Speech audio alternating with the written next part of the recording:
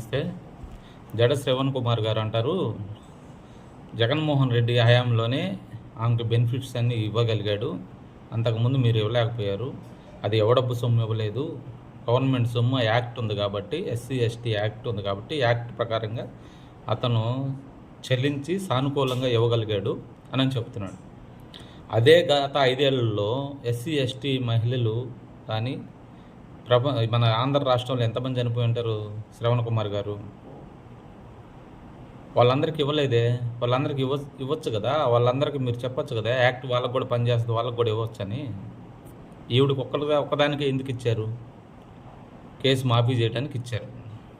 Case ఒత్తిడి చేస్తుంది, ఒత్తిడి చేయకుండా ఉండాలని ఇవన్నీ ఇస్తే ఒత్తిడి చేయకుండా ఉంటుందని ఇచ్చారు గత ఆయంలో.